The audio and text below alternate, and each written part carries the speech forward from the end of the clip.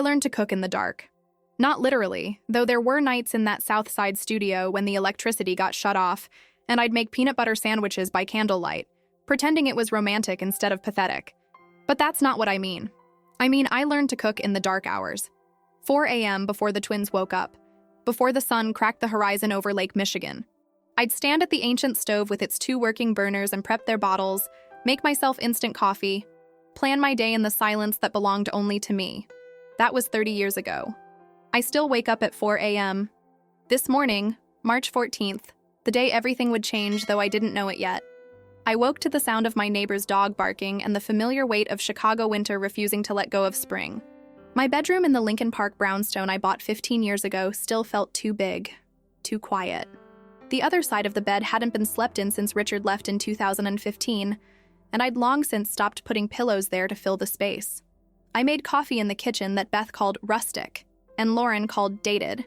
White subway tiles I'd installed myself, butcher block counters worn smooth by decades of meal prep, a farmhouse sink deep enough to wash sheet pans. The window over the sink looked out onto a small backyard where a Japanese maple tree I'd planted when the girls were 12 now stretched its branches toward the gray sky. I pulled out the Tupperware containers, one blue, one green, the kind you buy at Target in bulk, and started assembling lunches: turkey from the deli on Halstead, the good Swiss cheese, whole wheat bread because Lauren was on another health kick, though she'd been saying that since high school. Mustard on Beth's, mayo on Lauren's. I'd made those sandwiches thousands of times. I could do it blind. Apple slices with lemon juice so they wouldn't brown. Carrot sticks because I'm still a mom even when they're 28. A small Ziploc of the chocolate chip cookies I'd baked Sunday night while listening to a podcast about the history of the interstate highway system. I liked learning things that had nothing to do with business strategy or market analysis. It made me feel human. I packed everything carefully, tucked in napkins, added a small note in each container. Proud of you. Love, Mom.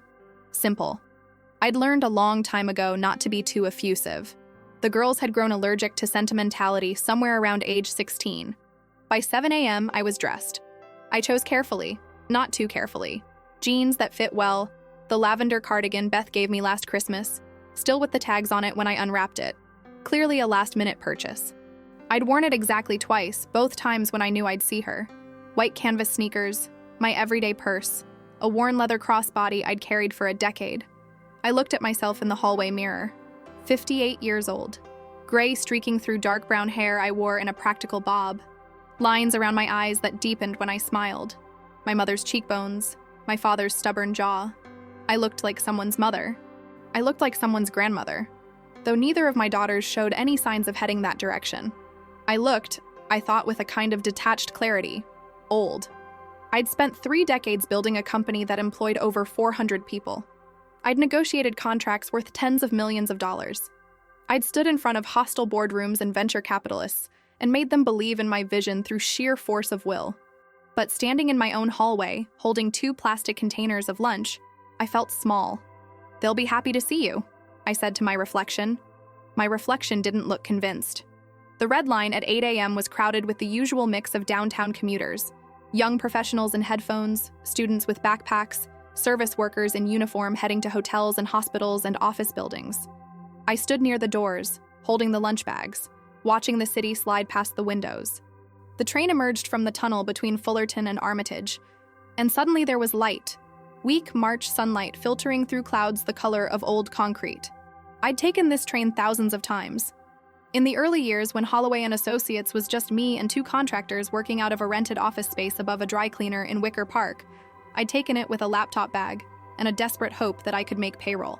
Later, when we'd moved to the Loop, I'd taken it in heels and tailored suits, reviewing presentations on my phone, returning emails between stops.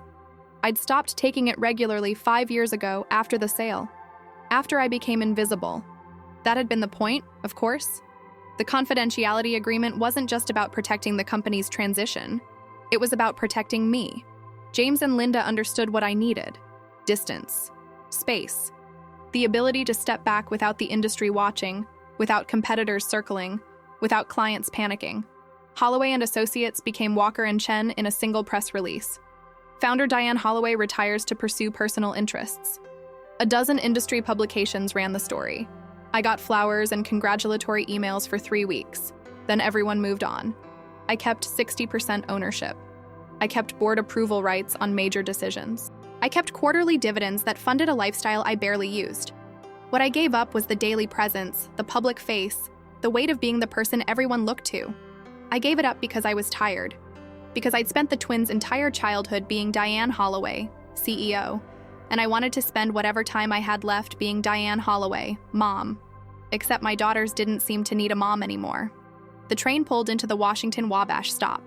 I got off, climbed the stairs to street level, emerged into the canyon of buildings that made up the loop. The wind hit immediately. That Chicago wind that cuts through everything, that makes you understand why they call it the Windy City. Though that's actually a political reference and not about the weather. I'd learned that in a podcast too. Walker and Chen occupied floors 12 through 16 of a glass tower on West Wacker Drive. The building was new, built 5 years ago, all sharp angles and reflective surfaces. We'd moved the company here during the transition. Fresh start, fresh image. I'd been to the building exactly once for the ribbon cutting. James had invited me as a special guest. I'd worn a hat and sunglasses like some kind of mob witness and left after 20 minutes. Now I stood on the sidewalk across the street, watching people flow in and out of the revolving doors. Young mostly, dressed well, moving with purpose. I recognized the energy. I'd built it. I'd created a company culture that attracted ambitious people, that promised growth and impact and the chance to be part of something bigger than themselves. My daughters were in there, first day, starting the careers I'd cleared the path for without them ever knowing. I crossed the street, pushed through the revolving door, stepped into a lobby that took my breath away. I'd approved the design in an email, seen renderings, signed off on the budget, but I hadn't stood in it. The ceiling soared 3 stories high. Glass and steel and white marble, all clean lines and natural light. A living wall covered one side. Real plants, professionally maintained. A vertical garden that must have cost a fortune. The reception desk curved in a gentle arc. Backlit, minimal. Everything about it said, success, permanence, future. I'd built this. I'd made this possible. And I was walking into it like a visitor. Can I help you?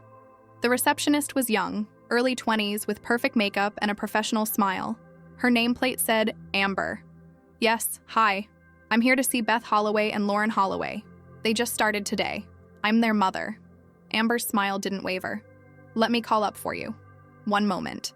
She picked up the phone, pressed a few buttons. I stood there holding my lunch bags, suddenly aware of how I must look. A middle-aged woman in jeans and a cardigan carrying Tupperware. Amber spoke quietly into the phone, nodded, hung up. They'll be right down, she said. I waited. Near the elevator banks, clusters of employees chatted, holding coffee cups, looking at phones. I caught fragments of conversation. Weekend plans, a project deadline, someone's engagement party, normal office life, the life I'd stepped away from. Then I saw them. Beth and Lauren, emerging from the elevator on the left, walking side by side the way they'd done their entire lives. Identical twins, though they'd spent their whole lives insisting they looked nothing alike. Beth wore her hair shorter now, a sleek bob that brushed her shoulders. Lauren kept hers longer, pulled back in a low ponytail. Both in dark blazers, Beth's navy, Lauren's charcoal. Both in heels that made them 3 inches taller. Both with the same expression on their faces as they scanned the lobby. They saw me. And something shifted. Beth's smile, she'd been smiling at something Lauren said, vanished. Lauren's eyes went wide, then narrowed. They exchanged a look, a twin look, one of those silent communications that had annoyed and amazed me their whole lives. Then they walked toward me faster, faces tight. Mom? Beth's voice was low, urgent. What are you doing here? I held up the bags. I brought you lunch. I thought, Mom.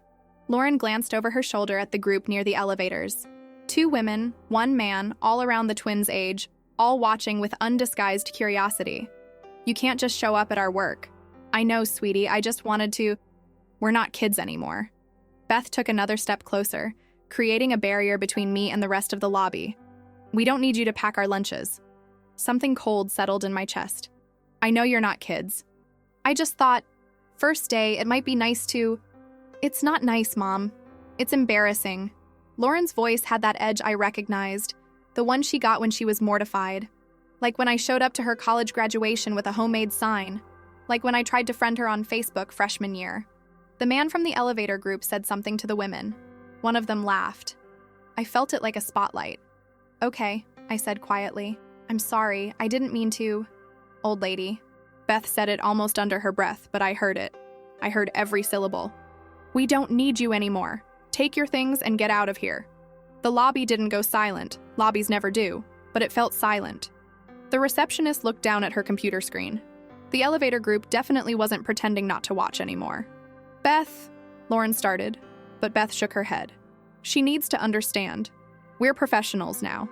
We're not her little girls who need mommy to take care of us. I looked at my daughters. At these two humans I'd grown inside my body, delivered on a sweltering August afternoon in a hospital room where I labored for 19 hours alone because Richard was stuck in traffic. At these babies I'd nursed simultaneously, one on each breast, crying from exhaustion. At these toddlers I'd taught to walk, to read, to ride bikes. At these teenagers I'd stayed up with during breakups and bad grades and friendship drama. At these women I'd helped move into apartments, whose student loans I'd paid off, whose dreams I'd supported even when they changed every 6 months. And I saw strangers. Okay, I said again. My voice didn't shake. I'd learned a long time ago how to keep my voice steady. I understand. I walked to the reception desk and set the lunch bags down on the white marble. Blue container, green container. I arranged them carefully side by side. Diane? The voice came from behind me. Male, familiar. I turned.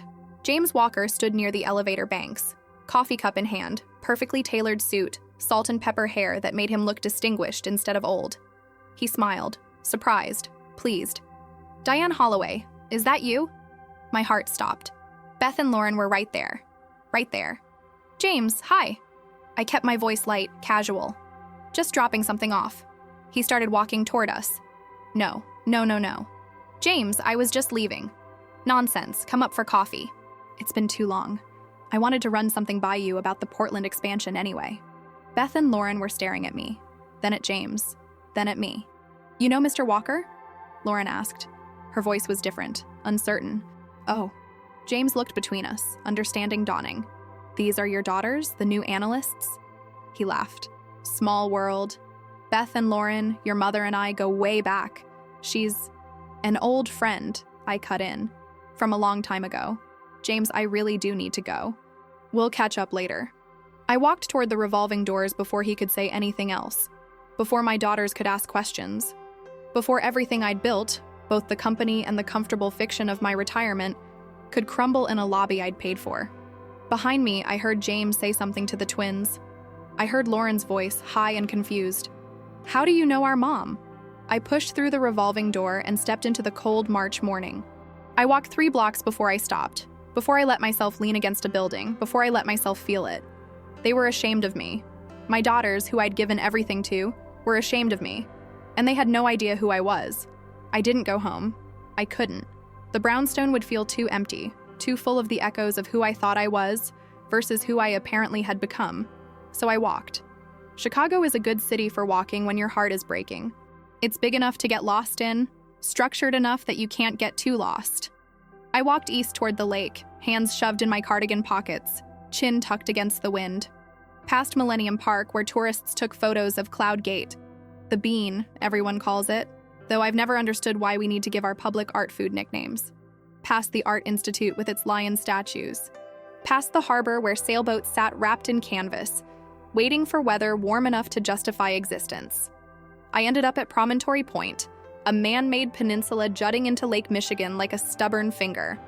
In summer, it's packed with families and couples and people blasting music from portable speakers. In March, it's mostly empty, just the lake and the sky and the cold. I sat on a bench facing the water. The wind was brutal. I didn't care. Old lady. I'd been called worse. In boardrooms, by competitors who thought a woman couldn't build what I built. In my marriage, by a husband who resented my success.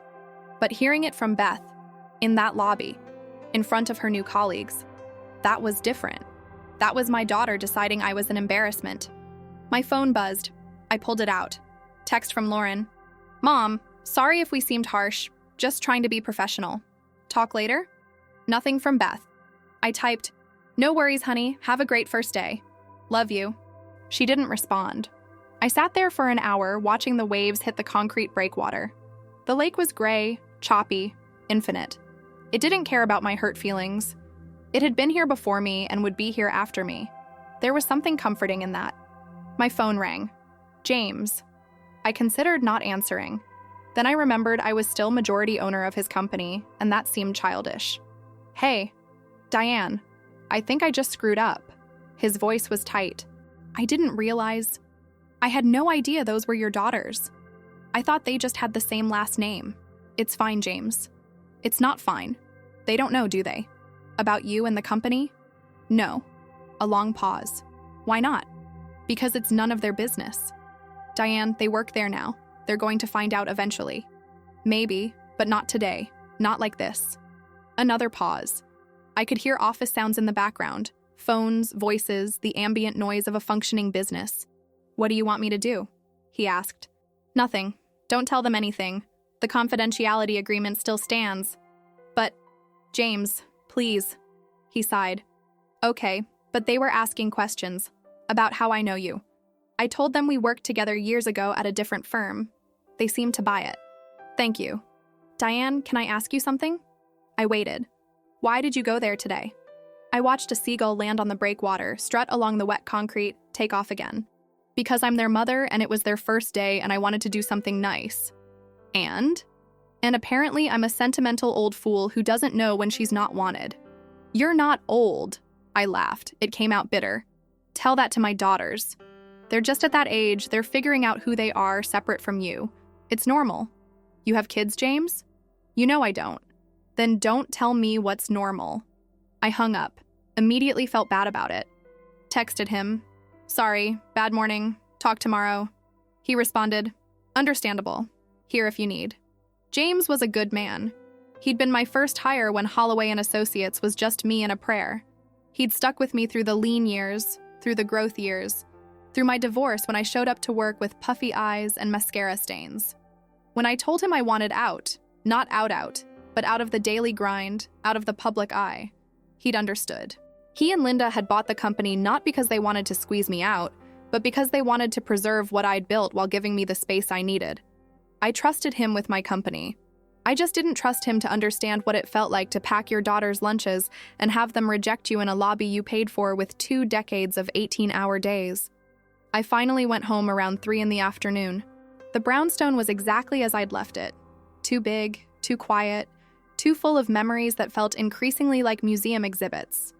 The twins' childhood rooms were on the 3rd floor, preserved in a state of frozen adolescence. Beth's walls still covered with volleyball trophies and Polaroids from high school.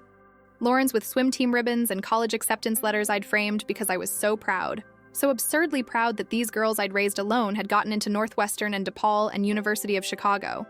They'd both chosen Northwestern. They'd both lived in dorms, then off-campus apartments, then moved to a place in Wrigleyville together after graduation. They'd been living there for 5 years now. I'd been there exactly once for a housewarming party where I met their friends and felt ancient. I stood in the doorway of Lauren's room and looked at the framed acceptance letter. We are pleased to inform you.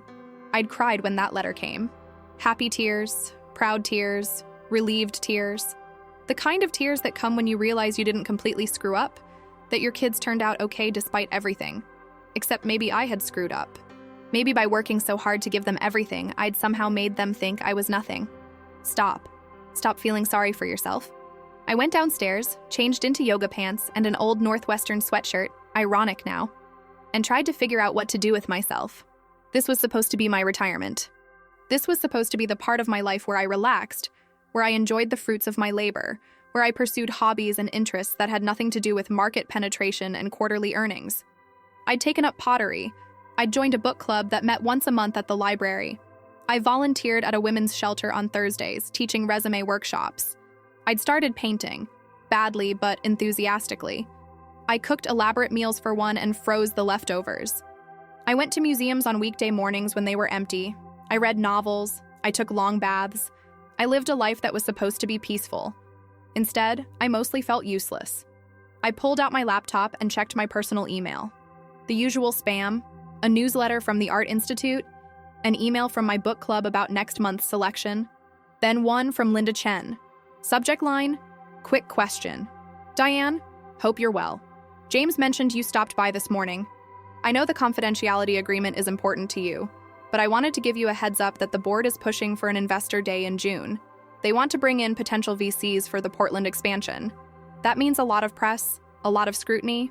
I don't know how long we can keep your involvement quiet if we're going to do this properly. Can we talk? I stared at the email. The Portland expansion. We'd been discussing it for 8 months. Opening a West Coast office, targeting tech startups that needed consulting on sustainable growth practices. It made sense strategically. It would also cost about $12 million and require board approval, which meant my approval, which meant I'd have to come out of the shadows. I closed the laptop. The phone rang again. Different number. I answered out of habit. Is this Diane Holloway? Woman's voice. Formal, unfamiliar. Yes? This is Margaret Chen. I'm Linda's mother. I'm calling about a personal matter. My stomach dropped. Is Linda okay? Linda's fine. It's about her father. He passed away last night. The funeral is Saturday in Evanston. Linda wanted me to call you personally. I sat down. Oh my God, Margaret, I'm so sorry. We talked for 10 minutes. Heart attack. Sudden. Linda was devastated. The funeral would be small, family, and close friends. Linda wanted me there. After we hung up, I sat in my kitchen and cried. Not for the twins, for once. For Thomas Chen, who I'd met exactly twice, who'd been so proud of his daughter, who'd made a point of thanking me at Linda's wedding for giving my little girl a chance. For Linda, who was losing her father. For the way life just kept happening, kept throwing things at you, regardless of whether you were ready. I texted Linda. Margaret called. I'm so sorry. I'll be there Saturday. Anything you need. She responded an hour later. Thank you. Just be there. That night, I made dinner. Pasta carbonara from scratch because I needed something to do with my hands. I set one place at the kitchen table, poured one glass of wine, sat down to eat alone. My phone buzzed. Beth, finally. Mom, can we come over tomorrow after work? We need to talk. My heart seized. About what? About the lobby? About James? About how they'd decided their embarrassing mother needed to be set straight? I typed, of course, I'll make dinner. Beth, don't go to any trouble. Don't go to any trouble. Like making dinner for my daughters was trouble. Like the thousands of meals I'd cooked for them over 28 years had been some kind of burden I'd resented instead of chosen. I put the phone down and ate my pasta.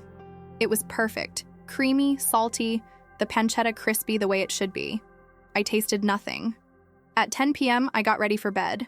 At 11 p.m., I lay in the dark, staring at the ceiling.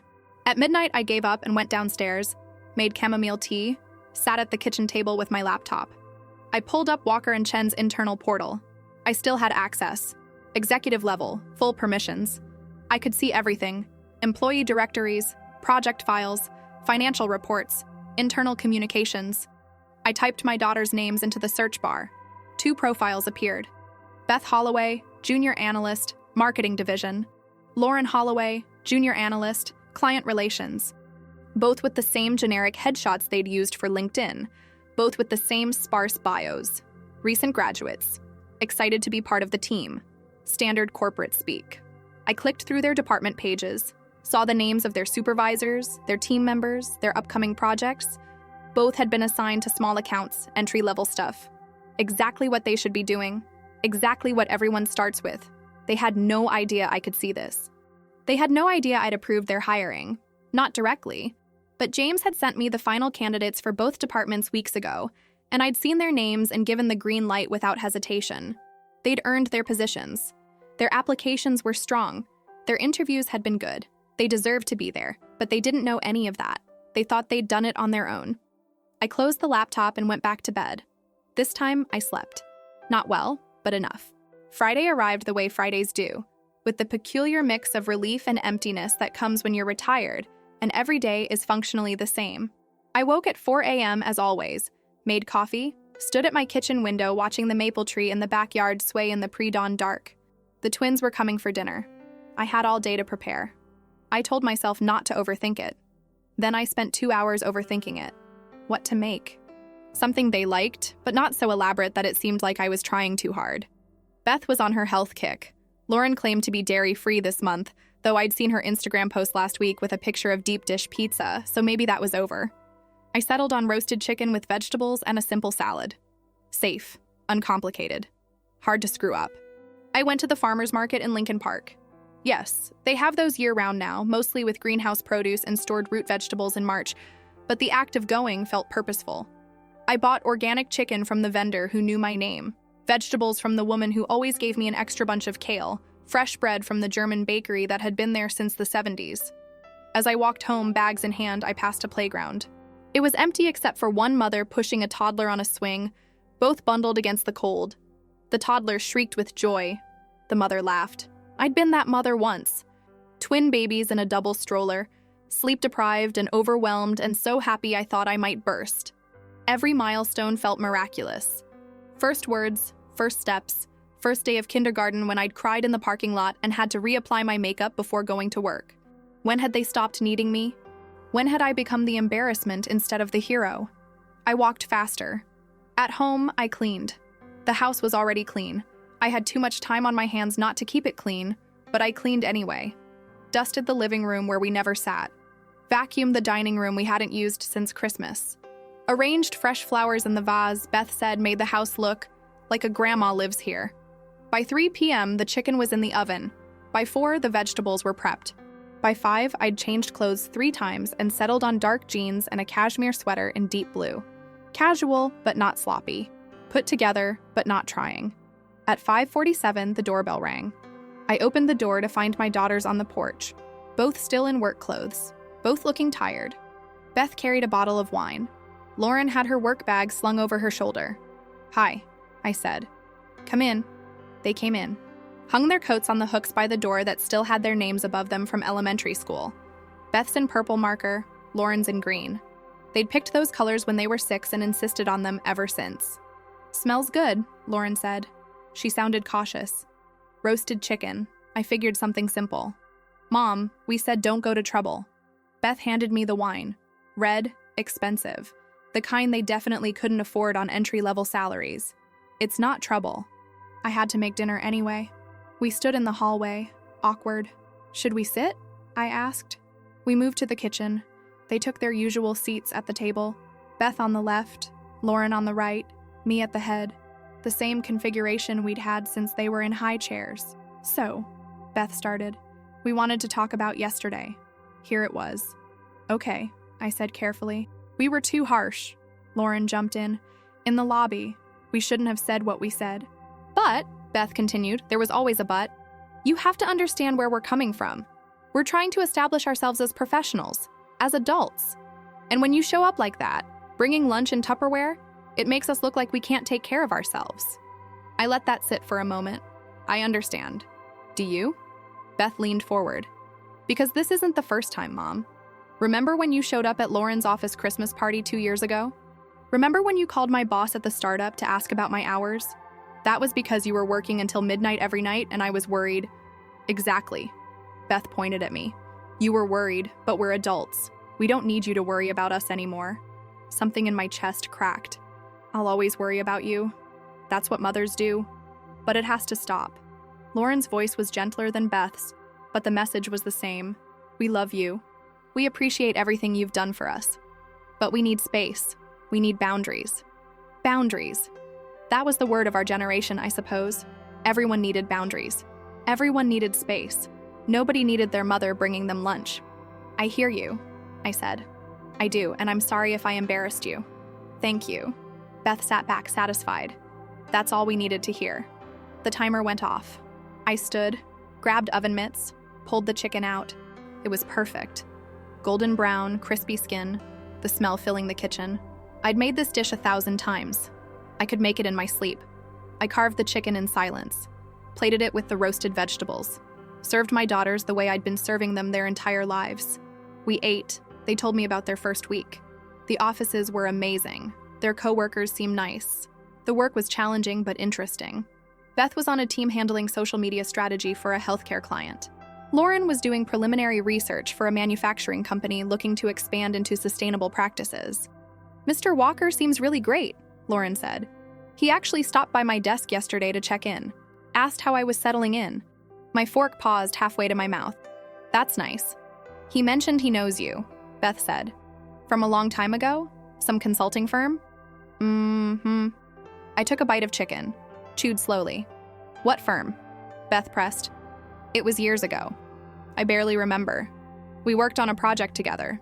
He seemed to remember you pretty well. I set down my fork. Beth, where is this going? Nowhere. It's just weird. You never talk about your work life, your past. We know basically nothing about what you did before you retired. I was a consultant. I worked a lot. I traveled sometimes. That's about it. For how long? Lauren asked. 25 years or so. Doing what specifically?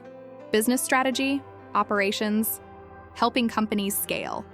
I stood up, started clearing plates. Who wants dessert? I made apple crisp. Mom, Beth's voice stopped me. Why are you being so weird about this? I'm not being weird, my career is over, it's not interesting. I'd rather hear about yours. They exchanged one of those looks. Fine, Beth said. But it's strange. Mr. Walker talked about you like you were someone important, like you weren't just some random consultant. I served the apple crisp, changed the subject to their apartment, their weekend plans, anything but work. They left around 8, hugged me at the door, quick, perfunctory hugs that felt like obligations, thanked me for dinner, said they'd see me soon, though soon was always vague these days. I watched them walk to Lauren's car, get in, drive away, stood on my porch in the cold until the taillights disappeared around the corner. Then I went inside, cleaned up the dishes, and allowed myself to feel what I'd been pushing down all evening. My daughters were slipping away, and they had no idea who they were slipping away from. Saturday morning came with rain, cold, relentless March rain that turned Chicago gray and made everything feel heavier than it already was. I dressed in black, the simple sheath dress I kept for occasions like this, paired with a wool coat and low heels, pearls my mother had given me before she died. I looked at myself in the mirror and saw a woman dressed for mourning. I wasn't just mourning Thomas Chen. The funeral was at a Presbyterian church in Evanston, a suburb north of the city where Linda and her family lived. I drove instead of taking the train. I needed the control, the ability to leave when I wanted, the privacy of my own space. The Volvo I'd bought 3 years ago still felt too new, too nice. I kept expecting it to break down the way my old Honda had, the one I'd driven for 15 years while building the company, the one that had finally died in a Walgreens parking lot in 2018. The church parking lot was half full. I recognized several cars, James's Tesla, other employees' vehicles I'd seen in the Walker and Chen parking garage during my one visit. I parked in the back, sat for a moment listening to the rain drum on the roof. I didn't want to go in. Funerals made me think about mortality, about legacy, about what we leave behind when we're gone. Thomas Chen was leaving behind a daughter who loved him, grandchildren who would remember his laugh, a community that would miss him. What would I leave behind? A company that didn't carry my name anymore? 2 daughters who thought I was an embarrassing old woman? Stop it. This isn't about you. I got out of the car, opened my umbrella, walked toward the church. Inside, the sanctuary was beautiful in that understated Protestant way. Dark wood pews, stained glass windows depicting generic religious scenes, a simple cross above the altar. Soft organ music played. People spoke in hushed tones. I scanned the crowd. Linda stood near the front with her mother and her family. She wore black, her face drawn and tired. When she saw me, something in her expression shifted. Relief, gratitude, grief all at once. She excused herself and walked toward me. Diane. She hugged me, and I felt her shoulders shake. Thank you for coming. Of course. I held her, this woman who'd been my partner for 10 years, who'd helped me build something extraordinary, who was losing her father. I'm so sorry, Linda. We stood there for a moment. Then she pulled back, wiped her eyes. He talked about you, you know. Near the end, he was so proud that I got to work with you. He said you were the most determined person he'd ever met. My throat tightened. He was a good man. He was. She looked around the sanctuary. James is here. Most of the senior staff. Some of the newer people, too. Your daughters. My heart stopped. What? Beth and Lauren, they're here. I didn't know they were your daughters until James mentioned it, but they requested to come. Apparently, they've been asking questions about the company history, trying to understand the culture. They wanted to pay respects. I turned slowly. And there they were, sitting in a pew toward the back. both in dark dresses I'd never seen before, both looking solemn and appropriate and completely out of place at the funeral of a man they'd never met. They saw me. Beth's eyes widened. Lauren's mouth opened slightly. I turned back to Linda. I should sit down. Sit with me, she said. Up front, please. So I did. I walked down the aisle, feeling my daughter's eyes on my back, and took a seat in the second row with Linda and her family. I didn't look back. The service was lovely. The pastor spoke about Thomas's kindness, his dedication to his family, his love of gardening and bad puns. Linda's brother gave a eulogy that made everyone laugh and cry. Linda herself stood up and spoke about her father teaching her to ride a bike, to stand up for herself, to work hard and be proud of what she built. He always said I was lucky to learn from the best, Linda said, her voice breaking. And he was right. Diane Holloway taught me that you don't have to choose between being successful and being kind, that you can build something amazing and still be the person who shows up when it matters. Dad loved that about my work. He loved that I got to be part of something bigger than myself. She looked directly at me when she said it. Several people in the congregation followed her gaze, including, I was certain, my daughters. After the service, there was a reception in the church basement. Standard funeral fare, coffee, cookies, small sandwiches that all tasted like cardboard. I stood with Linda and her family, accepted condolences from people I knew and people I didn't. James appeared at my elbow. Your daughters are here, he said quietly. I know. They're asking questions about Linda's eulogy, about you. What did you tell them? Nothing yet. But Diane, this is getting untenable. They work for us now. They're going to figure it out. Not today, James, please. He nodded, squeezed my shoulder, moved away. I made it another 20 minutes before Beth and Lauren cornered me near the coffee station. Mom, Beth's voice was tight. We need to talk. Not here, I said. This is Linda's father's funeral. Then where? When? Because you keep avoiding us. I'm not avoiding you. Really? Lauren crossed her arms. Because Linda Chen just gave a eulogy where she talked about learning from the best and looked straight at you. And James Walker acts like you're some kind of celebrity every time he sees you. And everyone here seems to know who you are except us. An elderly woman I didn't recognize walked past, nodded at me. Diane, lovely service. Thomas would have appreciated it. I nodded back. The woman moved on. Who was that? Beth demanded. I have no idea. Mom. Lauren's voice was softer but more dangerous. What aren't you telling us? I looked at my daughters. At their confused faces, their frustrated expressions, their growing suspicion. I thought about the confidentiality agreement. I thought about the choice I'd made 5 years ago to disappear. I thought about what would happen if I told them the truth right now. In a church basement, over terrible coffee and sympathy cookies. I worked with Linda and James a long time ago, I said carefully. We were close, that's all. That's not all. Beth stepped closer. I've been looking into Walker & Chen's history. The company was founded in 2020, but there's almost nothing online about it before that.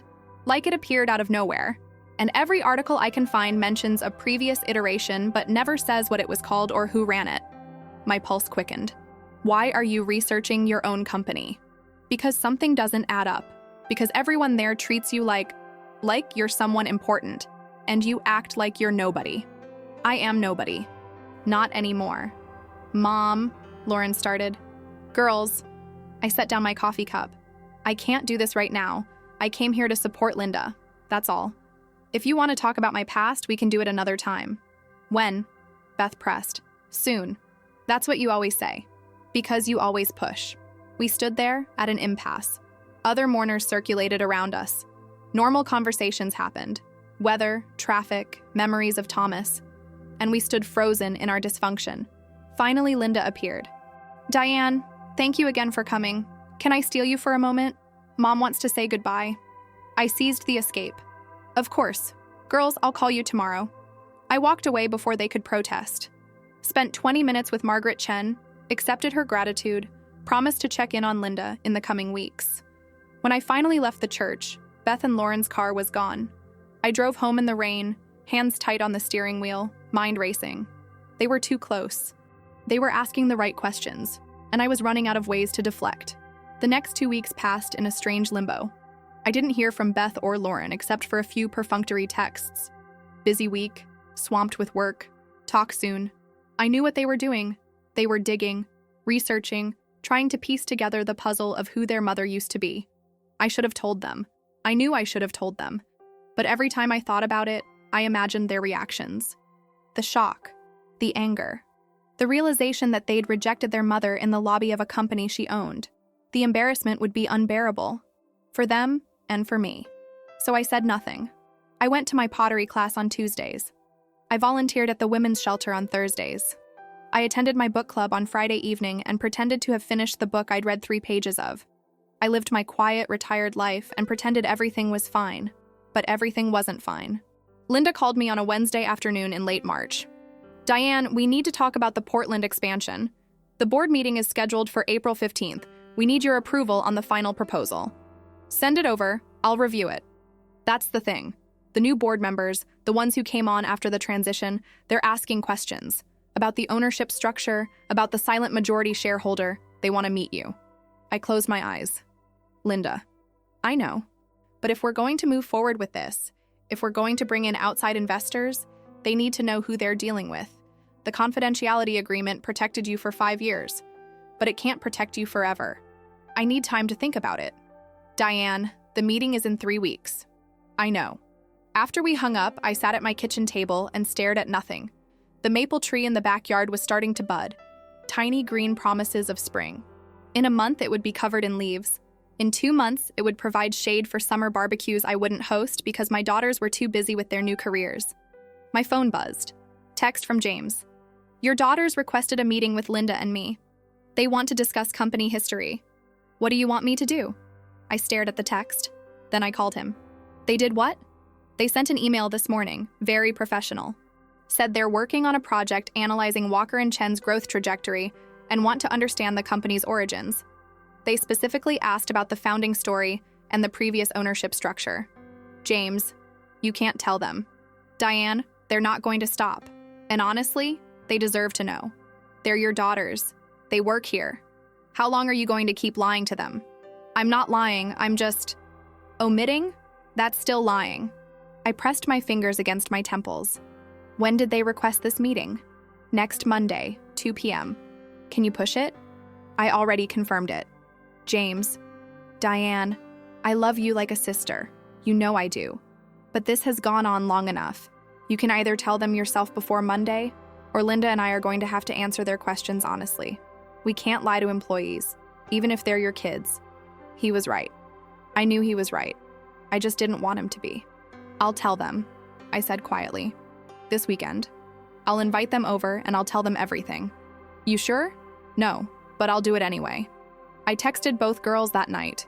Can you come for brunch Sunday? 10 a.m. I want to talk. Beth responded within minutes. About what? About what you've been asking about my past. A pause. Then, we'll be there. Lauren sent 3 question marks then. Seriously. Saturday night I couldn't sleep. I lay in bed running through different versions of the conversation. Different ways to explain why I'd kept this secret for 5 years. Different ways to make them understand that I'd done it out of love, not deception. None of them sounded convincing. At 3 a.m., I gave up on sleep and went downstairs, made coffee, sat at the kitchen table with a notepad and tried to write down what I wanted to say. Dear Beth and Lauren, there's something I need to tell you about Walker and Chen. I crossed it out, too formal. Girls, remember when I told you I retired? Well, technically, crossed out. Too casual. I know you've been asking questions about my past, and you deserve answers. Better. But how did I continue? How did I explain that I'd built a company from nothing? That I'd named it after them? Holloway, their name, my name. And then I'd hidden it from them because I wanted them to succeed on their own merits. How did I explain that watching them reject me in that lobby had broken something fundamental in my understanding of who we were to each other? I gave up on the notepad and just sat there, drinking coffee, watching the sky slowly lighten outside the window. Sunday morning arrived too quickly. I made quiche, their favorite, spinach and mushroom with Gruyere, fresh fruit salad, mimosas, though I suspected I'd need something stronger. Set the dining room table properly, with cloth napkins and the good plates. I was arranging flowers in a vase when the doorbell rang. They were early, both dressed casually, jeans, sweaters, but there was tension in their faces. They weren't here for brunch, they were here for answers. Come in, I said. Brunch is almost ready. Mom, we're not really here for brunch. Beth walked past me into the hallway. We're here because you finally agreed to stop avoiding us. I haven't been avoiding you. You've been avoiding this conversation for 5 years, Lauren said. So let's just have it. We moved to the dining room. I served the quiche. They picked at it. Nobody touched the mimosas. Finally, Beth put down her fork. Okay, I'm just going to say it. Walker and Chen used to be called something else. Something you were involved with. We've been digging through old business registrations and news archives. There was a company called Holloway and Associates. Same address as Walker and Chen. Same employee base. Dissolved in 2020, same month Walker and Chen was incorporated. My hands were shaking. I put them in my lap. Holloway, Lauren continued. Your name, our name. You weren't just an employee there, were you? I looked at my daughters. At these 2 women who'd figured it out, who'd done the work, who'd cornered me with facts I couldn't dispute. No, I said quietly. I wasn't an employee. Then what were you? Beth leaned forward. I took a breath. Then another. I was the founder, the owner. Holloway and Associates was my company. I built it from nothing starting when I was 26 years old and pregnant with you 2. I ran it for 25 years. And 5 years ago, I sold it to James Walker and Linda Chen under a confidentiality agreement that prevented me from publicly disclosing my involvement. Silence. Complete, total silence. Beth's face had gone pale. Lauren's mouth was open. You... Beth started, then stopped. You owned it? Yes. The whole thing? Majority ownership, 60%. I still do. You still... Lauren shook her head like she was trying to clear water from her ears. You still own 60% of Walker and Chen? Yes. The company where we work? Yes. The company where we... Beth stood up suddenly, knocking her chair back. The company where we told you to leave. Where we called you an old lady and said we didn't need you anymore.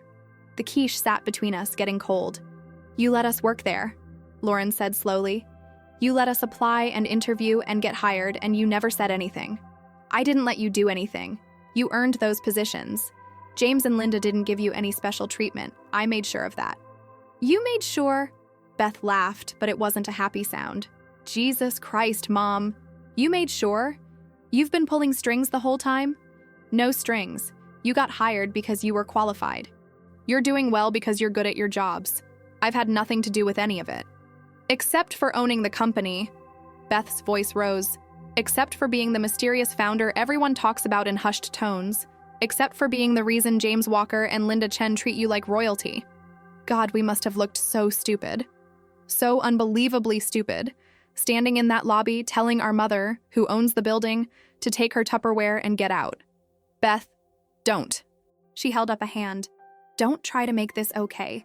Don't try to explain it away. You lied to us. I didn't lie, I just didn't tell you. That's the same thing. It's not. I wanted you to build your own lives, your own careers, without the shadow of what I'd done, without people treating you differently because you're my daughters. Lauren stood up too. That wasn't your choice to make. You're my daughters. Everything about you is my choice. We're 28 years old. Lauren's voice cracked. We're not children. We're adults. And you treated us like we couldn't handle the truth. Could you have? I stood up too, facing them across the table. Could you have handled knowing that your mother built a multi-million-dollar company? That she was successful and powerful and everything you're trying to be? Would you have felt proud? Or would you have felt like you were living in my shadow? We'll never know, will we? Beth said. Because you decided for us. Just like you've decided everything our entire lives. Where we went to school, what activities we did, what was best for us. That's what parents do. They guide.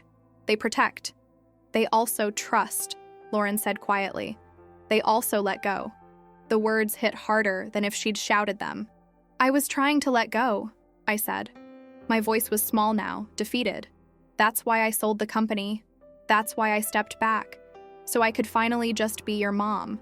But you're not just our mom, Beth said. You're Diane Holloway. You built something incredible. And instead of sharing that with us, instead of letting us be proud of you, you hid it. You made us feel like we were succeeding on our own when really we were working for you the whole time. You are succeeding on your own. No. Beth grabbed her purse. We're succeeding in your company, under your control. Nothing we do there will ever really be ours. It'll always be yours. She walked toward the door. Lauren followed. "Wait," I called after them. "Please, let's talk about this." Beth turned in the doorway. "You've had 5 years to talk about this, Mom. We're done listening." They left. The door closed, and I stood in my dining room, alone, surrounded by untouched brunch and the wreckage of my carefully constructed lie. I'd thought the worst thing that could happen was them finding out. I'd been wrong. The worst thing was them finding out and hating me for it. I'd been wrong. The worst thing was them finding out and hating me for it. I didn't clean up the brunch. I left it there.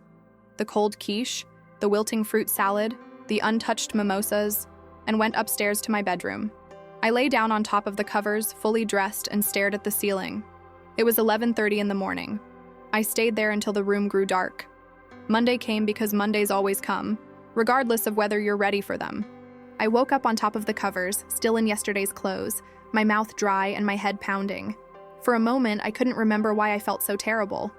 Then it all came rushing back. The revelation, the anger, the door closing. We're done listening. I got up, showered, changed into clean clothes that felt like costumes, went downstairs. The dining room was exactly as I'd left it, a tableau of failed reconciliation. I cleaned it up mechanically, scraping food into the trash, loading the dishwasher, wiping down the table, erasing the evidence. My phone sat on the counter. No messages, no missed calls. I picked it up and opened the text thread with Beth. Our last exchange was from yesterday morning. "We'll be there." I started typing, "I'm sorry. Please let me explain." I deleted it. Tried again. "I love you both. Can we talk?" Deleted that too. What could I possibly say that I hadn't already said? What words existed that could undo what I'd done? Or more accurately, what I'd failed to do for 5 years? I set the phone down and made coffee. Drank it standing at the kitchen window, watching a cardinal land on the maple tree's budding branches. The bird looked around, bright red against gray bark and pale green, then flew away. I understood the impulse. The call came at 9:47 a.m. James.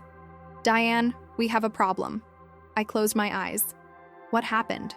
"Both your daughters came in this morning and requested transfers to different departments. Beth wants to move to the New York office. Lauren wants client relations in San Francisco." My coffee mug slipped. I caught it before it hit the floor. "What?" "They submitted formal transfer requests first thing this morning. Both cited personal reasons and desire for new challenges. They want to move as soon as possible. They can't just, they've only been here 3 weeks. Technically, they can request transfers anytime, and given the circumstances." He paused. "Diane, they're running from you. They're trying to put as much distance between themselves and Chicago as possible." I sat down heavily. "Did they say anything? About me?" "Not directly, but Linda talked to Lauren in the break room. Lauren was professional but cold. Said she felt she'd made a mistake taking the Chicago position and thought a fresh start elsewhere would be better for her career development." Career development. Corporate speak for "I need to get away from my mother." What do I do? The question came out small, helpless. I hated how I sounded.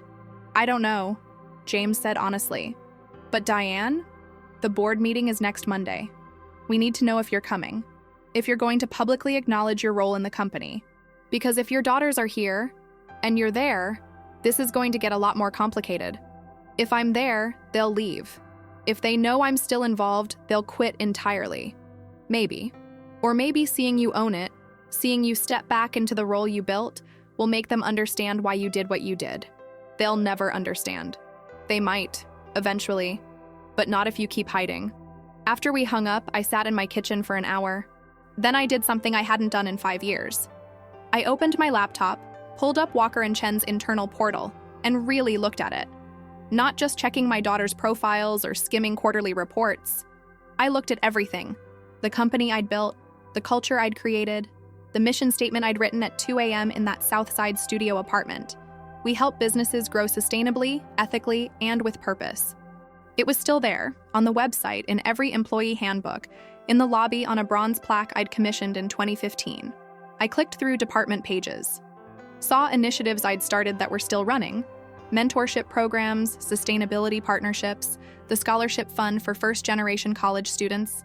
I saw my fingerprints everywhere, even though my name was nowhere. Then I pulled up the Portland expansion proposal. Linda and James had been working on it for months. It was brilliant. a comprehensive plan to establish a West Coast presence, targeting tech companies that needed help scaling responsibly.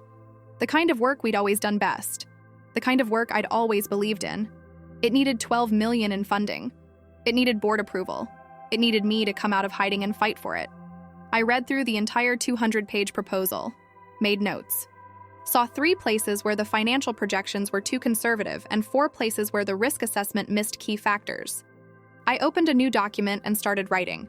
If I was going to do this, if I was going to step back into Diane Holloway, CEO, I was going to do it right. Tuesday passed. Wednesday passed. No word from Beth or Lauren. I texted them both. I heard about the transfer requests. Can we please talk before you decide anything? Beth responded after 6 hours. Our decision is made. Lauren didn't respond at all. I threw myself into work. Real work. For the first time in 5 years. I revised the Portland proposal. I scheduled calls with board members I hadn't spoken to since the transition. I reviewed 5 years of financial reports, catching up on everything I'd only skimmed before. I remembered what it felt like to be in control of something, to have a purpose beyond making pottery and attending book clubs. I also remembered why I'd left, the weight of it, the responsibility, the knowledge that 400 people depended on decisions I made, the late nights and early mornings and constant pressure to be smarter, faster, better than everyone else. But at least when I was working, I wasn't thinking about my daughters. Except I was always thinking about my daughters. Thursday afternoon, Linda called. Diane, I need to tell you something, and you're not going to like it. What now? Your daughters came to talk to me yesterday, together. They wanted to understand the full story, not just about the company, but about you, how you built it, why you sold it, what the confidentiality agreement means. My heart stopped. What did you tell them? The truth, or at least my version of it. I told them about meeting you 20 years ago when I was a scared 25-year-old who just quit a toxic job and you hired me anyway. I told them about watching you work 70-hour weeks while raising twin babies alone. I told them about the time you negotiated a $6 million contract while literally in labor.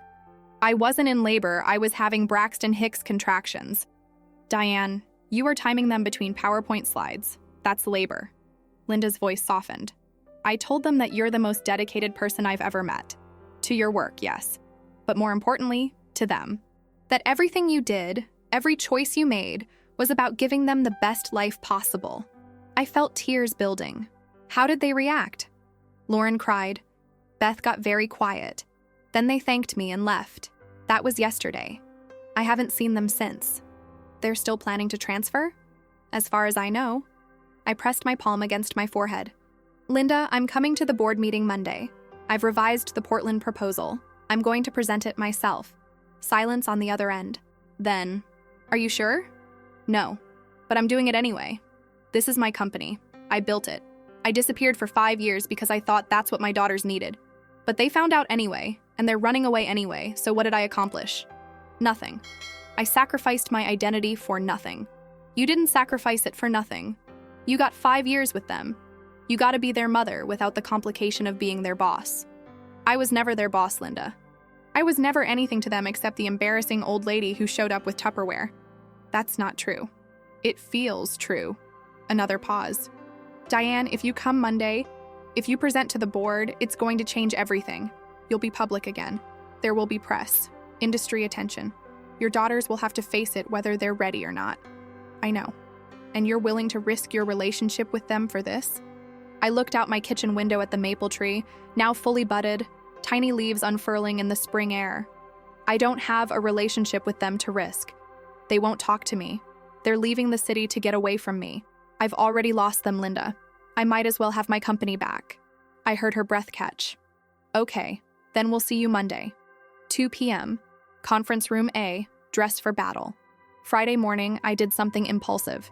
I drove to Wrigleyville, to the apartment building where Beth and Lauren lived. I'd only been there once for that housewarming party 3 years ago, but I remembered the address. I parked across the street and sat in my car, staring at the third-floor windows. Were they in there? Were they getting ready for work, making coffee, talking about me? I pulled out my phone and called Beth. It rang 4 times, then went to voicemail. Beth, it's Mom. I know you don't want to talk to me right now. I understand, but I need you to know something. I'm coming to the board meeting Monday. I'm going to present the Portland expansion proposal. I'm going to step back into my role as majority owner of Walker & Chen. Not because I'm trying to control you or because I want attention, but because I built something important, something that matters. And I walked away from it because I thought that's what you needed. But you needed the truth more than you needed me to be invisible. So I'm done being invisible. I'm done hiding. You can transfer to New York or San Francisco or Tokyo if you want. You can hate me. You can never speak to me again. But you need to know that I'm not ashamed of what I built. And I'm not going to apologize for being successful. I'm only sorry I didn't trust you with the truth sooner. I hung up, looked at Lauren's contact, called her too. Same voicemail message, almost word for word. My voice was steadier the second time. Then I drove home, made myself lunch I didn't eat, and spent the rest of the day preparing my presentation. Saturday, I got a text from Lauren. Mom, we got your voicemails. Can we see you? Tomorrow, 10 a.m., Millennium Park by the Bean? My hands shook as I typed back. I'll be there. Lauren. Just you. No explanations prepared. No speeches, just talk. Okay. I didn't sleep Saturday night. I lay in bed running through everything I wanted to say, everything I needed them to understand. Then I remembered, no speeches, just talk. How do you just talk about 25 years of your life? How do you explain choices you made when they were babies? Decisions that shaped everything they'd become? At 4 a.m., I gave up on sleep and made coffee. Watched the sunrise through my kitchen window. The maple tree was almost fully leafed now, a canopy of green promising summer warmth that felt impossibly far away. Sunday morning, April in Chicago. The sky was that perfect blue that only happens a few days a year, when the winter gray finally breaks and the summer humidity hasn't set in yet. I wore jeans and a simple sweater. No makeup. Hair pulled back. I didn't want armor. I wanted to be human. I parked at the Millennium Park garage and walked toward Cloud Gate, the Bean. It was early enough that tourists hadn't swarmed yet, just joggers and dog walkers and early morning coffee drinkers. The Bean gleamed in the sunlight, its reflective surface distorting and capturing the skyline behind it. Beth and Lauren sat on a bench facing the sculpture. They saw me coming and stood. We met in that awkward space between sitting and approaching, none of us sure what the protocol was. Hi, I said. Hi, they said in unison, twin speak. We stood there for a moment. Then Lauren gestured to the bench. Should we sit? We sat, me in the middle, them on either side. Like we were bookends and I was the story between. Thank you for coming, Beth said. She sounded tired. Thank you for asking me. Silence. A jogger passed, a woman with a stroller, a man taking photos of the Bean. We talked to Linda, Lauren started. About you, about the company, about everything. She told me. Why didn't you? Beth turned to look at me. Why did we have to hear it from her? Why couldn't you just tell us yourself? I took a breath. Because I was afraid. Of what? Of exactly what happened. Of you being angry. Of you feeling like I'd lied to you. Of you thinking that everything you accomplished was because of me, and not because of you. But it is because of you, Lauren said quietly. We work at your company. We got hired by your partners. Everything we're doing is in a space you created. But you earned it. You're good at your jobs. You're talented and smart and hardworking. That's not because of me. It's not because of you, Beth said. You raised us. You paid for our education. You gave us stability and opportunities. And then you built a company and never told us, and let us stumble into it blind. Do you have any idea how that feels? No, I admitted. I don't. And I'm sorry. Are you? Beth's voice was sharp. Because from where I'm sitting, it looks like you made a choice to control everything. Our whole lives, you've been in control. What we did, where we went, who we became. And when we finally thought we were making our own choices, making our own way, it turns out we were still in your orbit, still under your influence. We can't escape you, Mom, even when we try. The words landed like physical blows. Is that what the transfer requests are? Escape. Yes, Lauren said simply. We need distance. We need to figure out who we are without you watching, without working in a building you own, for people who worship you. They don't worship me. James lights up when you walk in a room, Beth said. Linda talks about you like you're a saint. The older employees, the ones who were there before the transition, they all know who you are. They all treat us differently because we're your daughters. We can't be ourselves there. We can only be extensions of you. I felt something crack inside me. That's not what I wanted. But it's what happened. Lauren's voice was gentle but firm.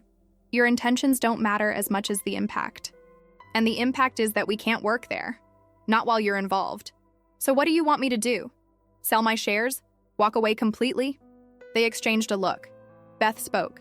We want you to do whatever you need to do for yourself. But we need to do what we need to do for ourselves. And that means leaving Chicago. Starting over somewhere, you're not. Even after Monday? I asked. Even after I come to the board meeting and put myself out there again? Especially after Monday, Lauren said. Because then it won't be a secret anymore. Everyone will know you're Diane Holloway, the founder. And we'll be Beth and Lauren Holloway, the daughters. That's all we'll ever be. Not analysts, not professionals, just your daughters. I watched people walk by, living their normal Sunday mornings, having problems that probably felt enormous to them, but weren't this. Weren't sitting on a bench with your children and realizing they needed to leave you to find themselves. I understand, I said finally. I don't like it, but I understand. We don't hate you, Lauren said suddenly. I know it feels like we do, but we don't. We're angry and confused, and we need time. How much time? She shrugged. I don't know, months, maybe longer. Will you, my voice cracked, will you stay in touch? Will you let me know where you are? Eventually, Beth said, but not right away. We need a clean break, Mom. We need to figure out who we are without you. Without you, the two words that parents dread most. I nodded because I didn't trust my voice. We sat there for another 10 minutes, watching the bean reflect the city back at itself, distorted and beautiful and strange. Then they stood. We should go, Lauren said. We have packing to do. The transfers got approved Friday. We're moving next weekend. Next weekend? That's so fast. New York and San Francisco offices both had openings. James pushed it through. Beth looked at me. He's trying to help. I think he feels bad. He shouldn't. This isn't his fault. It's not really anyone's fault, Lauren said. It's just complicated. They each hugged me. Quick, careful hugs that felt like goodbyes. Then they walked away together, the way they'd done everything their entire lives. I sat on that bench for another hour. Watched tourists arrive and take selfies with the bean. Watched children run around its base, laughing. Watched couples hold hands and kiss under its curved steel. I'd built a company worth millions. I'd created jobs and opportunities and changed lives. I'd done everything I thought I was supposed to do, and my daughters were leaving me to find out who they were without me. Monday, April 17th, the day I stopped being invisible. I woke up at 4 a.m. Some habits never break, and went through my morning routine with mechanical precision. Coffee, shower. But then, instead of yoga pants and a sweater, I went to my closet and pulled out things I hadn't worn in 5 years. The tailored black suit I'd bought for the last major presentation I gave as CEO. The silk blouse in deep burgundy. The heels that made me 3 inches taller and hurt after 2 hours but were worth it. The watch my mother left me. Simple gold, expensive. I looked at myself in the mirror. I looked like Diane Holloway. Not Mom. Not the pottery class lady. Diane Holloway, the woman who'd built something from nothing. I looked powerful. I looked terrifying. I looked like myself. The Walker and Chen offices at 1:30 p.m. were buzzing with the energy that always preceded big meetings. I came up through the main elevator, not the private one I'd used the one time I visited during the transition. I wanted to walk through the lobby, past the reception desk, through the common areas. I wanted to be seen. Amber, the receptionist, looked up as I approached. Her eyes widened. Ms. Holloway, I didn't know you were... Should I... Just Diane, please. I'm here for the board meeting. Conference room A. Of course. Should I call up? No need. They're expecting me. I walked to the elevator banks, pressed the button for 14, saw my reflection in the polished steel doors. Composed, professional, ready. The doors opened on 14 and I stepped into controlled chaos. Linda was in the hallway with 2 junior associates, going over something on a tablet. James emerged from his office with a legal folder. They both saw me at the same time. Linda's face broke into a smile. Diane, you look like I used to? I finished. Like yourself, James said. He walked over, shook my hand formally, even though we'd known each other for 20 years. The board members are gathering. I should warn you, the new members have a lot of questions. Good, I have a lot of answers. He grinned. There's the Diane I remember. We walked together to conference room A. The space was impressive. Wall of windows overlooking the city. Massive table that could seat 20. Technology built into every surface. I'd approved the design budget for this room. I'd never sat in it. The board members were already arriving. I recognized most of them. Sarah Patel, who'd been with us since the early days. Marcus Johnson, who'd joined during our first major expansion. 3 others whose names I knew but faces I'd only seen in photos. And 2 new members I'd never met. Richard Weinstein from a VC firm and Patricia Moore from a tech conglomerate. They all looked up when I entered. Sarah actually stood. Diane Holloway, my God. Hello, Sarah, Marcus. Everyone. I took a breath. For those who don't know me, I'm Diane Holloway.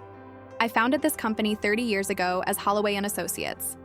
5 years ago, I sold it to James Walker and Linda Chen under a confidentiality agreement that kept my continued involvement private. I currently hold 60% of shares, which makes me the majority owner. And I'm here today to present the Portland expansion proposal and ask for your approval. Richard Weinstein leaned back in his chair. Well, that's one way to open a meeting.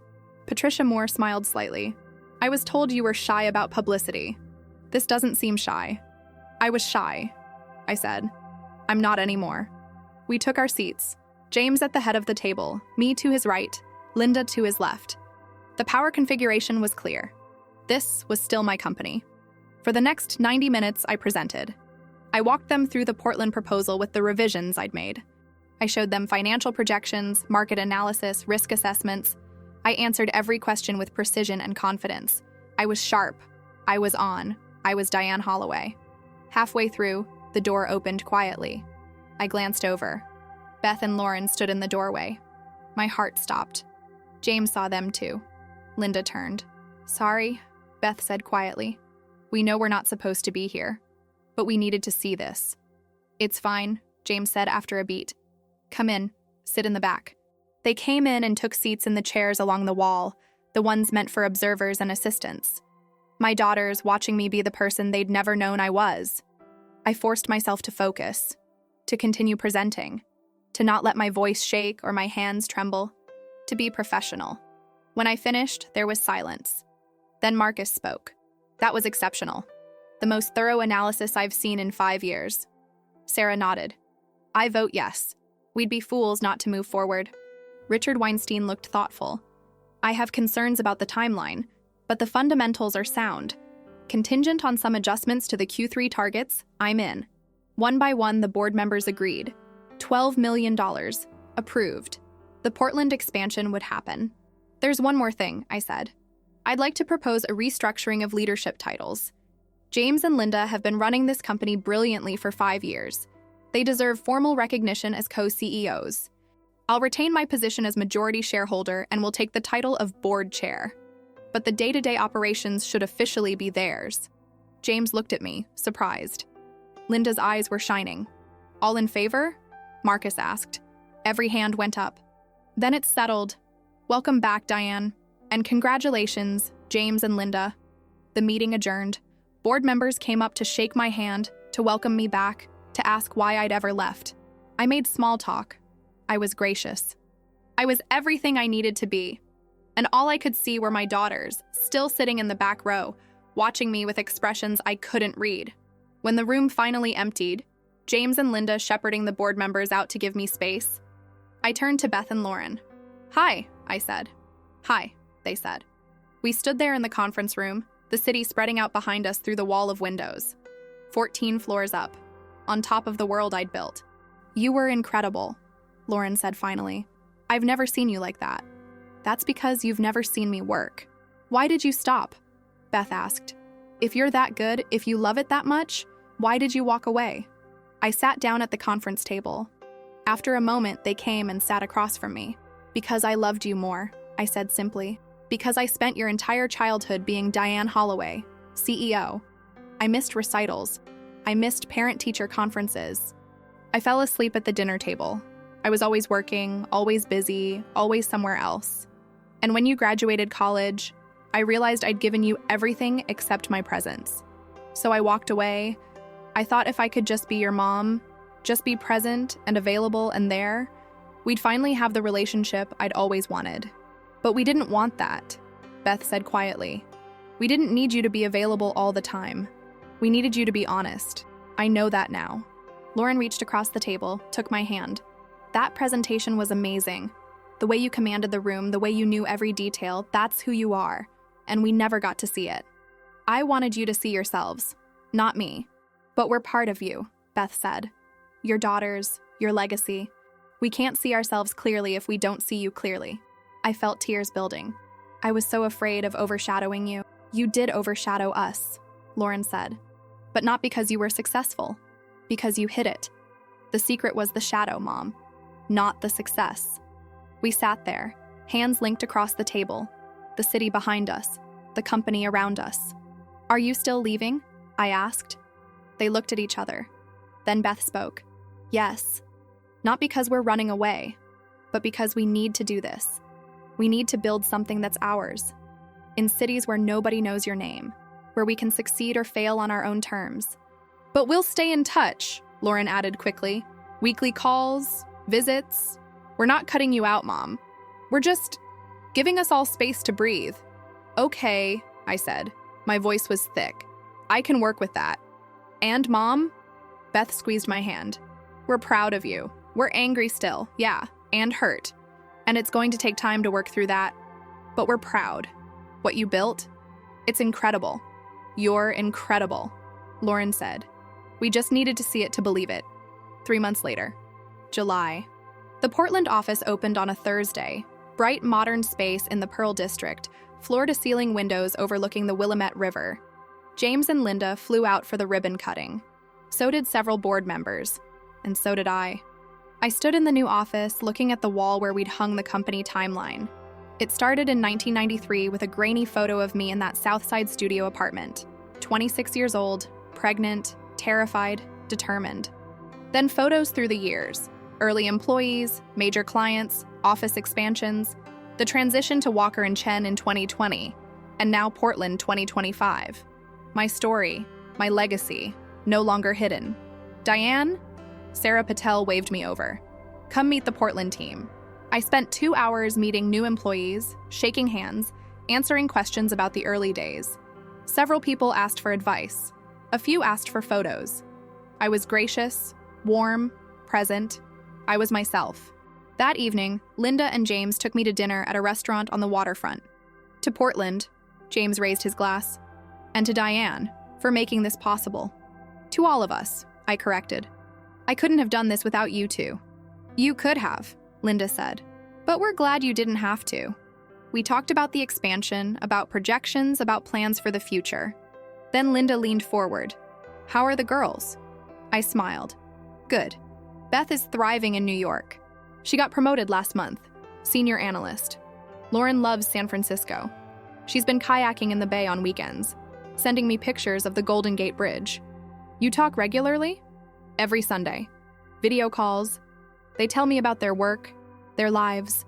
I tell them about mine. It's nice. Different than before, but nice. Are they still angry? James asked carefully. A little, but it's getting better. Last week, Beth asked me for advice on a client presentation. That felt... I paused, finding the words. That felt like progress. They'll come around, Linda said. They just needed time. We all did. My phone buzzed. Text from Beth. Mom saw the news about Portland. Congratulations, proud of you. Then Lauren. Portland office looks amazing. You're killing it. Love you. Purple for Beth, green for Lauren. The colors they'd chosen when they were 6 years old. I showed James and Linda the messages. They smiled. See? Linda said. Progress. That night, alone in my hotel room, I stood at the window, looking out at Portland's city lights. I thought about the woman I'd been 30 years ago. Scared, broke, alone, pregnant with twins, and no idea how I was going to survive. I thought about the woman I'd been 5 years ago. Exhausted, disconnected from my daughters, desperate to be needed. And I thought about who I was now. Visible, powerful, present, flawed, human. My daughters were in other cities, building their own lives. That hurt. But it was also right. They needed to be their own people. And I needed to be mine. My phone rang. Beth. Hey, I answered. Shouldn't you be asleep? It's almost midnight in New York. Couldn't sleep. Wanted to hear your voice. My heart expanded. I'm here. How was the opening? Perfect. You would have loved it. A pause. Mom, I've been thinking about what happened, about everything. Okay. I'm still working through it. The anger, the hurt, all of it. But I wanted you to know. I get it now. Why you did what you did. The hiding, the stepping back. You thought you were giving us what we needed. I was wrong. You weren't all wrong. We did need to figure things out on our own. We just needed to know the truth while we did it. She took a breath. I love you. I know I haven't said that enough lately. But I do. Tears streamed down my face. I love you too, sweetheart. So much.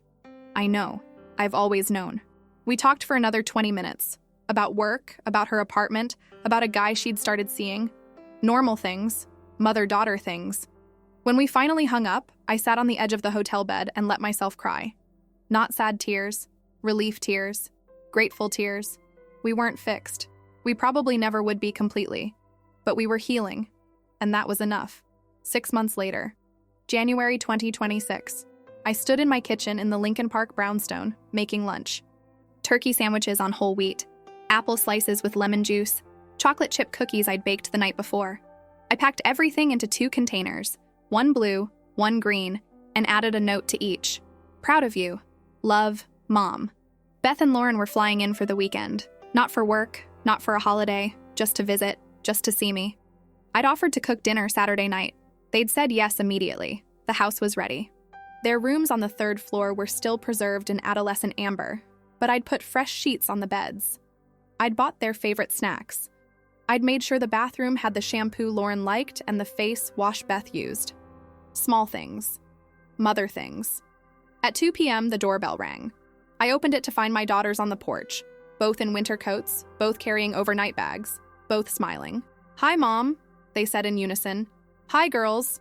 Come in. They came in.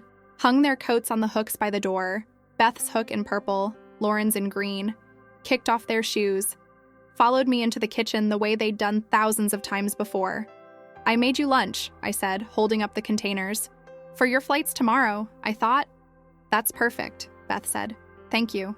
Lauren hugged me, tight, long, real. We missed you. I missed you too. We spent the weekend together, talked about their jobs. Beth was leading a team now. Lauren was working on a major sustainability initiative. Talked about my work. The Portland office was exceeding projections. We were considering a Seattle expansion. Talked about life, about dating, about books and movies, and the maple tree in the backyard that was bare now, but would bloom again in spring. Saturday night, we made dinner together. The 3 of us in the kitchen, chopping vegetables, stirring sauce, laughing when Beth burned the garlic and Lauren spilled wine on the floor. It felt easy. Natural. Right. After dinner, we sat in the living room with tea. Beth curled up in the chair she'd always claimed as hers. Lauren took the couch. I sat in the middle looking at my daughters, these women I'd raised who'd hurt me and whom I'd hurt, who were still finding their way, and so was I. Mom, Lauren said, we have something to tell you. My stomach tightened. Okay, we've been talking, Beth and I, about the future, about our careers, and I tried to keep my voice neutral. Beth leaned forward. We love what we're doing. New York and San Francisco have been amazing for us. We've learned so much, grown so much. We needed that distance, that independence. But I could hear there was a but coming. But we miss Chicago, Lauren said. We miss being near you. And honestly, we miss working for Walker and Chen. The work we're doing in the satellite offices is good, but it's not the same. The culture isn't the same. The mission isn't the same. My heart started beating faster. What are you saying? We want to come back, Beth said. Not right away, maybe in another 6 months or so, but we want to come home, to Chicago, to the company. Are you sure? I asked carefully. I don't want you to feel obligated. I don't want you to come back because you think I need you to. We're not, Lauren said firmly. We're coming back because we want to, because we finally understand what you built, and we want to be part of it. Not as your daughters who got special treatment, but as employees who earned their place. And we've talked to James and Linda, Beth added. They've agreed that when we come back, we won't report to anyone who knows about our relationship to you. Clean slate, new departments. We'll work our way up like everyone else. I looked at my daughters, these brilliant, stubborn, wonderful women who'd taken their anger and hurt and transformed it into clarity, who'd needed to leave me to find themselves, and were now choosing to come back. I would love that, I said quietly. More than you know. We know, Lauren said, because we finally understand. You're not just our mom, you're Diane Holloway, and we want to learn from you. Really learn. Not just how to build a company, but how to do it with integrity, how to balance work and life, how to be powerful without losing yourself. I don't know that I've figured that out yet, but you're trying, Beth said, and that's what matters. We sat there in the comfortable silence that comes when you've said the hard things and survived them. The living room was warm, the tea was perfect, and my daughters were here. Really here. Not running, not hiding, just being. There's something else, Lauren said. Something we want to ask you.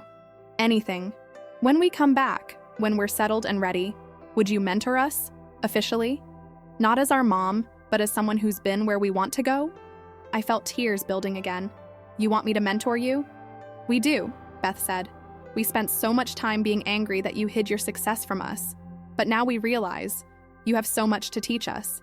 And we want to learn. If you're willing. I'm willing. I managed. I would be honored. Lauren stood up, came over, sat on the arm of my chair. Thank you for giving us space. Thank you for not pushing. Thank you for letting us be angry and confused and figure it out on our own timeline. Beth joined us, sitting on the other arm. And thank you for being brave enough to step back into the light, for showing us who you really are, even when it was hard. I reached up and took their hands, one on each side, the way I'd held them when they were little and we'd crossed the street together. Thank you for giving me another chance, for coming back, for still wanting to know me, always, they said together. We sat like that. 3 women, 3 generations of strength and stubbornness and love, arranged around a chair in a living room in Chicago. Outside, snow had started falling, dusting the maple trees' bare branches with white. Inside, everything felt warm. The Walker and Chen annual gala was held in the Art Institute's modern wing, 200 people in evening wear circulating among contemporary art and champagne. I stood near the windows overlooking Millennium Park, watching the city lights reflect off the bean in the distance. Quite a turnout, James said, appearing at my elbow with 2 glasses of wine. He handed me one. You and Linda did this, I said. All I did was approve the budget. All you did was build the foundation. We're just maintaining it. I smiled. Maintaining it beautifully. Across the room, I spotted them. Beth in a midnight blue dress, Lauren in emerald green, their signature colors even now. Both surrounded by colleagues, both animated and confident and completely in their element. Beth had just been promoted to Director of Strategy. Lauren was leading the Sustainability Division. They'd earned every step, and they'd done it largely without me. Oh, we had our mentoring sessions. Once a month, the 3 of us would meet in my office. Yes, I kept an office at Walker and Chen now, a small one on the executive floor, and we'd talk through challenges and opportunities. But mostly, they figured things out themselves, made mistakes, recovered, grew. They'd moved back to Chicago 8 months ago. Not to Wrigleyville, but to separate apartments in different neighborhoods. Beth in Logan Square, Lauren in Bucktown. Close enough to meet for brunch, far enough to maintain independence. They had dinner with me every other Sunday. We texted most days. We were building something new, not the mother-daughter relationship of their childhood, but something more complex and honest and real. Diane! Linda appeared, radiant in red. Have you seen the silent auction numbers? We're going to exceed our scholarship fund goal by 40%. That's amazing. Your donation helped, she said pointedly. I'd anonymously contributed $100,000, but apparently Linda had figured it out. I don't know what you're talking about. She laughed. Sure you don't. Come on. They're about to start the toasts. We moved toward the small stage that had been set up. James took the microphone first, thanking everyone for coming, celebrating the year's achievements. Then Linda spoke about the company's mission, about sustainable growth, about building something that mattered. Then she said, and now, I'd like to introduce someone who needs no introduction to anyone who's been with us for more than 5 years, but who might be a mystery to some of our newer team members. She's the reason this company exists, the reason many of us have careers we love, the reason we believe business can be a force for good. Please welcome Diane Holloway. Applause filled the space. I walked to the stage, took the microphone, looked out at 200 faces. Some I knew. Some I'd never met. All part of something I'd started 33 years ago in a studio apartment with nothing but determination and hope. Thank you, Linda. Thank you, James. Thank you all for being here tonight. I paused, gathering my thoughts. I've been thinking a lot lately about legacy, about what we leave behind. For a long time, I thought my legacy was this company, the business I built, the jobs I created, the impact we had on our clients and community, and that is part of it. But it's not all of it. My legacy is also the people I taught, the values I instilled, the culture we created together. It's James and Linda who took what I built and made it better. It's every person in this room who shows up every day believing that business can be ethical and profitable, that we can do well while doing good. And it's my daughters. I found them in the crowd. They were standing together, watching me, smiling. Beth and Lauren work here. Some of you know them. Some of you know they're my daughters. Some of you might wonder if they got special treatment. Let me be clear, they didn't. They earned their positions. They've excelled because they're talented and hardworking. But more than that, they represent something I'm learning to understand. That legacy isn't about control. It's about trust. It's about building something strong enough that it can survive without you. It's about raising people, whether they're your children or your employees, to be better than you ever were. So tonight, I'm not here as Diane Holloway, founder. I'm here as someone who's incredibly proud of what this community has become, what you've all built, together. Thank you for letting me be part of it. The applause was generous. I stepped down from the stage and was immediately surrounded by people wanting to talk. But I kept my eye on Beth and Lauren, working my way toward them through the crowd. When I finally reached them, Lauren pulled me into a hug. "That was beautiful, Mom. You made me cry," Beth said, wiping her eyes.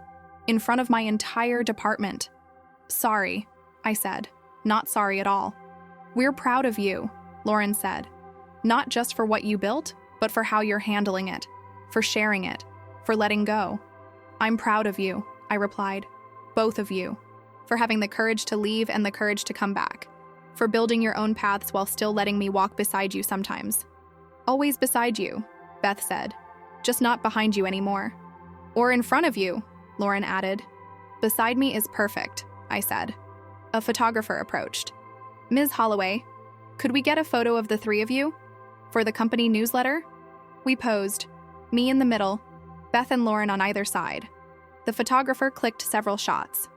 "Beautiful family," he said as he walked away. "Beautiful women," I corrected quietly. After the gala ended, after the last guests left and the catering staff cleaned up, James, Linda, Beth, Lauren, and I stood on the museum steps looking out at the city. It was late April, almost exactly 2 years since that terrible board meeting, that Sunday at the Bean, that moment when everything fell apart so it could come back together differently. "Same time next year?" James asked. "Same time next year?" We all agreed. Beth and Lauren headed toward Lauren's car. But before they got there, they turned back. "Hey, Mom," Beth called. "Brunch tomorrow? Our place? Lauren and I are cooking." "You're cooking?" I raised an eyebrow. "Should I bring antacids?" "Funny," Lauren said. 10 a.m. Don't be late." I watched them drive away. Then Linda looped her arm through mine. "You did good, Diane. You really did." "We're not done yet," I said. "Still so much to do. The Seattle expansion, the new mentorship program, the sustainability initiative. Always working," James teased. "Some things never change." "Some things shouldn't change," I said. "But some things should, and I'm learning which is which." I drove home to the brownstone, parked in my usual spot, walked up to the front door. The maple tree in the backyard was in full bloom now, covered in those delicate pink-tinged leaves that only last a few weeks. Temporary. Beautiful. Perfect in their impermanence. Inside, I changed into comfortable clothes, made chamomile tea, sat at the kitchen table. The same table where I'd fed my daughters thousands of meals, where I'd helped with homework and listened to teenage drama and tried to prepare them for a world I didn't fully understand myself. My phone buzzed. Text from Beth. "Thanks for tonight. Love you." Then Lauren. "See you tomorrow. Bring your appetite, purple and green." The colors they'd chosen at 6 years old and kept forever. I responded to each. "Love you too. Can't wait for tomorrow." And I meant it. Tomorrow I'd go to my daughter's apartment. We'd eat whatever questionable meal they'd attempted to cook. We'd laugh and talk and probably argue about something small and inconsequential. We'd be together, not perfectly, but honestly. Not as CEO and employees, not as mysterious founder and confused daughters, but as three women who'd learned, painfully, slowly, imperfectly, how to be themselves with each other. I'd built a company worth millions. I'd created something that would outlast me. But my greatest achievement wasn't Holloway & Associates or Walker & Chen or any of the accolades and awards. My greatest achievement was sitting here at 11 p.m. on a Tuesday in April, looking forward to brunch with my daughters. Everything else was just business. This messy, complicated, beautiful relationship we'd broken and rebuilt, this was legacy. I turned off the lights and went upstairs. Tomorrow would come at 4 a.m., the way it always did. But for once, I was looking forward to it. Not because I had work to do or problems to solve or presentations to prepare, but because I had daughters to see. And that was more than enough. "Old lady, we don't need you anymore. Take your things and get out of here," my daughters said on their first day of work. I just said okay, but what they didn't know was that the company where they worked was mine.